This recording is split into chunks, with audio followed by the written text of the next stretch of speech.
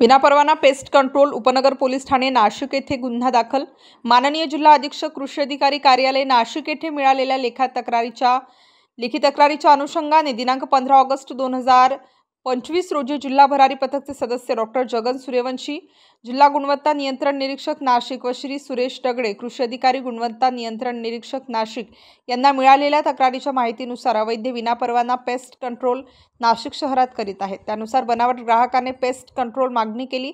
संशयितास सदर pest control साठी उपनगर येथील देवळाली व्यापारी बँक जवळ उपनगर नाशिक रोड नाशिक येथे अभिजित योगेश सूर्यवंशी हे पेस्ट कंट्रोल करीत असताना आढळले। अभिजित सूर्यवंशी यांना पंचासमक्ष परवाना, खरेदी बिले, ग्राहक यांना दिली जाणारी बिले विचारली असता कोणत्याही प्रकारचा दस्तऐवज दाखविला नाही। त्यांच्याकडे टाटा प्रोडक्टचे ॲस्फेट 75% 250 ग्राम वजनाचे प्रत्यक्षात 150 ग्राम फोडलेले पॅकेट आढळून आले। कीटकनाशक कायदा 1968 मधील तरतुदीनुसार जप्ती पंचनामा करण्यात आला।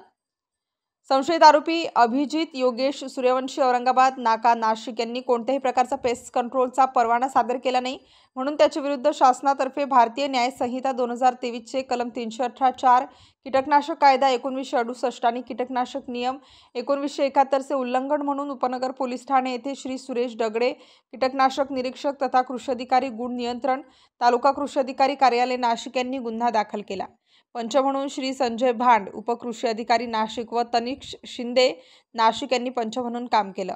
माननीय श्री सुभाष काटकर, विभागीय कृषी सहसंचालक नाशिक विभाग नाशिक, माननीय श्री रवींद्र माने, जिल्हा अधीक्षक कृषी अधिकारी नाशिक व माननीय श्री संजय शेवाळे, कृषी विकास अधिकारी जिल्हा परिषद नाशिक यांच्या मार्गदर्शनाखाली करण्यात आली। जिल्ह्यातील सर्व शहरवासियांना आवाहन करण्यात येते की सर्वांनी अधिकृत पेस्ट कंट्रोल कडून पक्के बिल घेऊन पेस्ट कंट्रोल करावे, असे आवाहन माननीय श्री रवींद्र माने, जिल्हा अधीक्षक कृषी अधिकारी नाशिक यांनी केले आहे।